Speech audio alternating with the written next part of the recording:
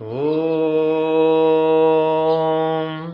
सहस्रबाहु पुरुषः सहस्रास सहस्रपात् स भूमिं सर्वतः वृत्यात्यतिष्ठद्दशांगुलम्।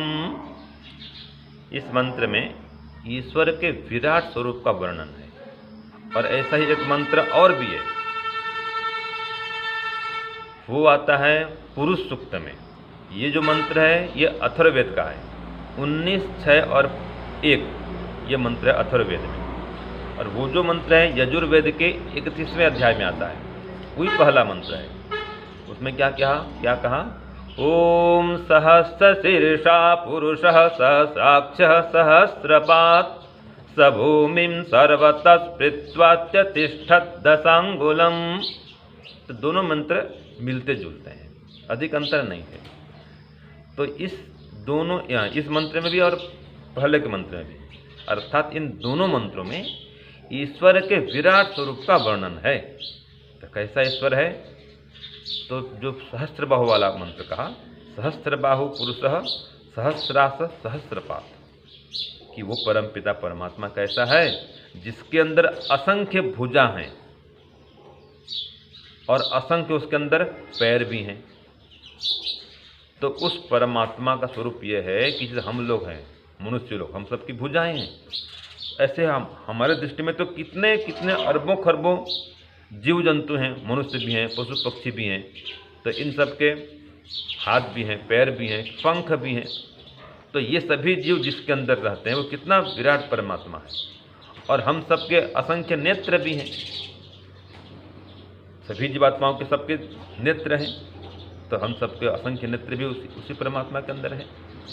तो वो परमपिता परमात्मा असंख्य जीवात्माओं का आधार है, हम सभी उसके अंदर ही रहते हैं। और ऐसा भी अर्थ कर सकते हैं कि उसके भी असंख्य आँखें हैं, जहाँ जहाँ वहाँ उसकी आँख माने देखने की शक्ति, दर्शन शक्ति। तो वो असंख्य नेत्र वाला है। असंख्य उसके सिर भी है, ये भी अर्थ कर सकते हैं, सहस्र शीर्षा, सभी जगह उसके सिर है, माने सभी जगह देखता है, सुनता है, सभी जगह अंदर से प्रेरणा करता है, माने बोलता भी अंदर से वो। तो उसके असंख्य सिर भी हैं और हम सब के असंख्य सिर भी उसके अंदर हैं। ये दोनों अर्थ लागू हो सकता है। तो वो परमपिता परमात्मा कैसा है कि सब भूमि सर्वतः वृत्वा, इस भूमि को सब ओर से घेर करके, व्याप्त करके विद्यमान है। अत्यतिष्ठ दशांगुलम, और इसके बाहर भी है 10 अंगुल वाला जो ये संसार है। 10 अंगुल माने जिसमें 5 महाभूत हैं और 5 सूक्ष्म भूत हैं, पृथ्वी, अग्नि, जल, वायु, आकाश, ये 5 महाभूत। और इसकी 5 तन्मात्राएं, गंध, रूप, रस, शब्द, स्पर्श, ये 5 तन्मात्राएं हैं, ये सूक्ष्म भूत। तो इन 10 भूतों से परे वो परमात्मा है। तो परमात्मा ब्रह्मांड रूपी पुरी में निवास करता है। तो का पुरुष है ना पुरुष। तो कैसा पुरुष है कि समस्त विश्व ब्रह्मांड में, सूर्य में, चंद्र में, ग्रह में, नक्षत्र में, समुद्र में, धरती में, आकाश में, गगन में, पवन में, भूमि में, भवन में, वृक्ष में, वनस्पति में, फूल में, पत्ती में, जड़ में, चेतन में, स्त्री में, पुरुष में, बालक में, वृद्ध में, पशु में, पक्षी में, कीट में, पतंग में, सभी जीव जंतु में, सबके अंदर विद्यमान है। जो भी हम देखते हैं चेतन जगत, उनके अंदर भी, जड़ जगत है वहाँ भी, नदी, नाले, पर्वत, पहाड़, सब जगह है। रेगिस्तान हो, चाहे कोई रण हो, सब जगह परमात्मा व्याप्त है। तो ये ब्रह्मांड रूपी पुरी में परमात्मा का निवास है।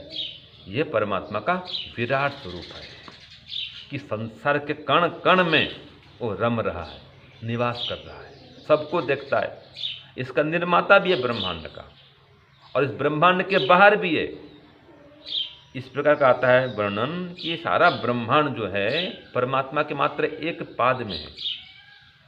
त्रिपादस्य अमृतम दिवी, और 3 पाद तो उसके अमृत आनंद में भरे हुए हैं।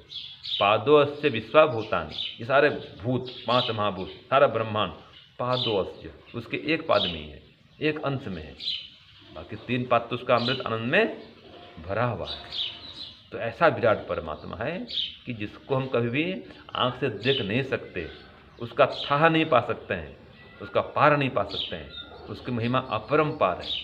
तो ऐसे विराट परमात्मा को हम सब जगह अनुभव करें, सब जगह उसकी सत्ता का दर्शन करें, ज्ञान के द्वारा, अनुभव के द्वारा हम उसको जानें। तो वो परमात्मा हमारे अंदर भी है और बाहर भी है। जैसे तालाब है, उस तालाब में अगर कोई इतना बड़ा कपास का टुकड़ा डाल दें, रुई का टुकड़ा, तो वो रुई का जो टुकड़ा है पानी में डूब जाता है। तो उस रुई के अंदर भी पानी और रुई के बाहर भी पानी। ऐसे इस ब्रह्मांड के अंदर भी परमात्मा और ब्रह्मांड के बाहर भी परमात्मा। ये परमात्मा का विराट स्वरूप है। कोई 10 हाथ हों कि 20 हाथ हों, 10 सिर हों, ऐसा कोई विराट स्वरूप नहीं होता परमात्मा का। ये तो अलंकारिक चित्रण किया जाता है। विराट स्वरूप माने परमात्मा अनंत स्वरूप वाले हैं, कोई उनका अंत नहीं है, सभी स्थान में व्याप्त हैं और अनादि काल से अनंत काल तक रहने वाले हैं, कभी उनका नाश नहीं होता है। तो ये परमात्मा के विराट स्वरूप का सही अर्थ है। ओम शांति, ओम शम।